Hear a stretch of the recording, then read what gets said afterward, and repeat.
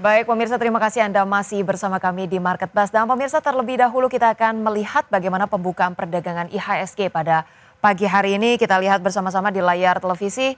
Pemirsa, IHSG terpantau hari ini atau pagi hari ini tadi dibuka melemah tipis ke 0,09% ke 7.100,3. Kemudian juga sejumlah saham yang menjadi top gainers di sini diantaranya adalah Toba STRK, kemudian ada SMGR, SMGA, kemudian RALS, PTPP, Primetco, dan juga MDKA. Sementara itu untuk saham-saham yang menjadi top losers datang dari WIRG, Teguk, kemudian TAYS, Sola, SNLK, Ratu, PACK, naik dan juga MPIX. Sementara itu dari pergerakan sektoral, pemirsa, dipimpin oleh penguatan energi dengan kekuatan ataupun penguatan 1,08%.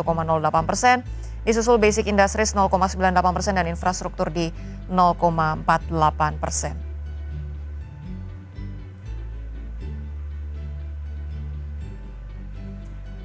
Baik, pemirsa, kita akan kembali masih tersambung melalui line Zoom bersama dengan Mas Hendra Wardana selaku founder dari Republik Investor. Mas Hendra, tadi kalau kita lihat IHSG dibuka sedikit terkoreksi secara tipis gitu ya. Kalau kita lihat juga tadi secara sektoral penguatannya dipimpin oleh sektor energi, sebagaimana akhir pekan lalu juga saham-saham energi ini menguat cukup signifikan. Anda melihat sentimen utama apa sih Mas yang akan menjadi penggerak sektor energi di pekan ini? Apakah kemudian menjadi rekomendasi juga nih untuk saham-sahamnya? Iya, kalau misalnya kita lihat memang IHSG tadi sempat tertinggi atau tertingginya berada di level 7.119 ya, walaupun memang kalau misalnya kita lihat sudah mulai terkoreksi, turun di bawah psikologis 7.100 di level 7.097, 98 atau memang sebesar 0,18%. Yang tadi saya sampaikan bahwa di IHSG kecenderungan memang konsolidasi, tapi memang konsolidasi tipis. Karena kalau misalnya kita lihat kenaikan dari IHSG ini sudah sangat lumayan tinggi di beberapa pekan terakhir. Ini hal yang wajar selagi IHSG kuat di level 7.000. Nah, apakah katakanlah tadi pertanyaannya saham-saham energi masih bisa menopang untuk IHSG? Saya lihat saham-saham energi masih menarik, tapi tetap harus dicermati mengingat kenaikannya juga sudah sangat signifikan untuk saham-saham energi. Baik, untuk saham-saham energi katakanlah Mas, misalnya saham-saham Prajogo Pangestu begitu ya, brand yang kemarin sudah naik juga sangat melesat 7,66% ini, saham-saham tersebut sudah waspada profit taking atau masih menjadi menarik juga nih untuk trading jangka pendek? Iya, sebenarnya kalau misalnya dilihat dengan kondisi katakanlah tadi brand ya, dengan kondisi penutupan kemarin menguat sebesar 7,66% dan hari ini terkoreksi 1,5%. Sebenarnya kalau misalnya tipikal yang risk taker, sebenarnya bisa untuk buy on weakness karena saya melihat masih ada peluang untuk trend kembali melanjutkan penguatannya karena secara teknikal sebenarnya dia cuma rehat sejenak aja, dia bentuk rally base, jadi dia rehat sekarang dan kemungkinan dia akan tembus psikologisnya atau resisten klasiknya di level 7.150 dan nanti lanjut akan ke level berikutnya di level 7.500 untuk brand. Itu yang tipikal risk taker. Tapi kalau misalnya memang yang tipikalnya konservatif atau moderat, lebih baik pilih saham-saham yang lain yang notabene masih besar potensinya atau resikonya lebih kecil. Mungkin itu. Baik, untuk risk taker masih bisa direkomendasikan untuk trading jangka pendek, tapi untuk yang moderat saja begitu ya, lebih baik kita pindah ke saham-saham lainnya. Kita lihat terlebih dahulu Mas Hendra di layar televisi berikut ini, saham-saham pilihan ada sejumlah saham di sini datang dari BMRI, kemudian juga Pegas, AMRT, kemudian juga ada PNLF dengan masing-masing rekomendasi buy. Dan kita akan bahas terlebih lanjut bersama dengan Mas Hendra terkait dengan saham-saham pilihan berikut ini. Baik, Mas Hendra, ini bicara mengenai saham-saham perbankan, BMRI akhir pekan lalu naik cukup tinggi. Rekomendasinya seperti apa Mas? Untuk valuasinya masih menarik atau bagaimana? Iya, kalau misalnya kita lihat memang Bank Mandiri cukup solid ya di kuartal pertama 2025.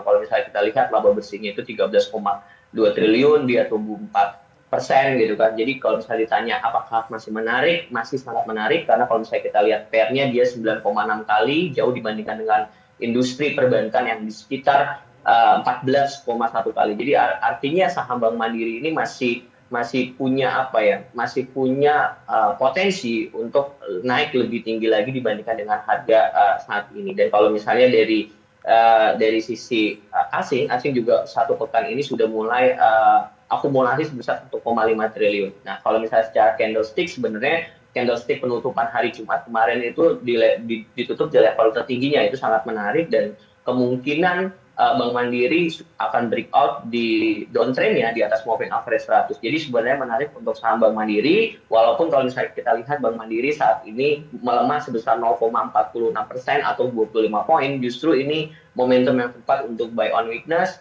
Bank Mandiri di level 5.400. Baik, untuk Bank Mandiri sendiri ini direkomendasikan untuk kemudian DCA atau kemudian juga bisa langsam nih Mas untuk mereka yang mau value investing. Iya, betul Mbak Ocha.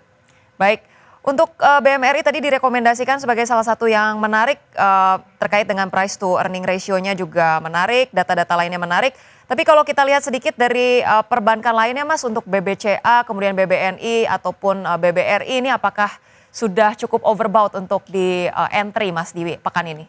Iya, sebenarnya kalau misalnya BBCA juga sebenarnya secara fundamental juga baik ya. Tapi kenapa kemarin katakanlah juga lumayan naiknya? Karena kalau misalnya kita sama-sama tahu bahwa ada isu terkait dengan buyback BBCA.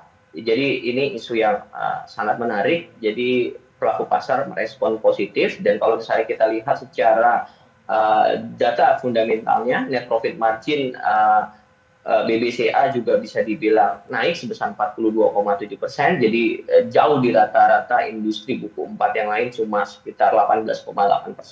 Jadi bisa dibilang angka ini angka yang mencerminkan bahwa BBCA ini efisiensi operasional dan kualitas asetnya juga sangat baik. Jadi kalau misalnya ditanya apakah menarik untuk BBCA untuk dibeli dengan harga saat ini, tadi ditutup di level 9275 dan sekarang berada di level 9300 di penutupan kemarin. Ya. Sebenarnya kalau misalnya pengen lebih sabar untuk buy on weakness, katakanlah di 9200 atau 9250, BBCA masih menarik. Saya sangat yakin mungkin akan di kuartal kedua atau mungkin BBCA akan coba tembus psikologisnya di level 10.000 seiring dengan kondisi global sudah baik, regional sudah baik, dan pastinya dengan kondisi domestik sudah baik. Ini salah satu faktor yang positif untuk BBCA tembus di level psikologis 10.000 lagi Mbak. Baik, untuk BBCA dinantikan buy on weakness begitu ya. Kita ke saham berikutnya untuk Pegas, rekomendasinya dan proyeksinya seperti apa Mas Hendra?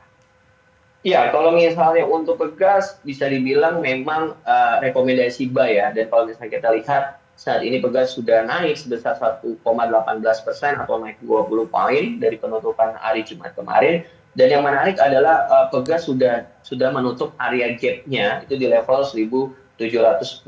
Dan kalau misalnya kita lihat Pegas juga ada dividen ya, itu yield-nya itu kurang lebih itu sebesar 8,7% atau 148 per saham. Jadi bisa dibilang menarik untuk Pegas dan sekarang sudah naik lagi di 17.20, naik 1,78%. Jadi untuk Pegas sebenarnya bisa buy atau trading buy dengan take profit pertama di level 1.750 dan take profit keduanya di level 1.780. Baik, untuk saham Pegas direkomendasikan trading buy. Sementara itu kita ke saham AMRT, Mas Hendra. Ini apakah kemudian katalis positifnya datang dari akuisisi dari Alfamidi terhadap Lawson nih, Mas Hendra? Iya, betul. Salah satunya terkait dengan akuisisi, dan tapi kalau misalnya kita lihat fundamental dari AMRT juga bisa dibilang kuat ya, karena kita nggak bisa pungkiri bahwa emiten retail ini salah satu yang labanya terbesar di Indonesia gitu loh. Dan candlestick pada saat hari Jumat juga ditutup sangat powerful, naik 90 poin di level 2.500 atau naik 3,73%. Nah, yang menarik adalah AMRT sekarang melemah sebesar 1,6%. Jadi sebenarnya kalau misalnya tipikal yang konservatif dan moderat bisa juga untuk beli AMRT dengan harga saat ini di 2440 sampai 2450 dengan target AMRT itu pertama berada di level 2590 dan take profit keduanya di level 2710 untuk AMRT. Baik, rekomendasi yang menarik untuk AMRT diiringi dengan fundamental yang kuat dan pelemahan yang menarik untuk entry saat ini. Kita ke saham pilihan terakhir di PNLF, seperti apa proyeksinya Mas Hendra? Iya, kalau misalnya PNLF ini pure hanya analisa teknikal aja, karena kita lihat memang sudah di bottomnya di support kuatnya di level 288 dan lalu dia mantul dan kemarin menguat sebesar 4,14% pada saat Jumat kemarin naik 12 poin di level 302.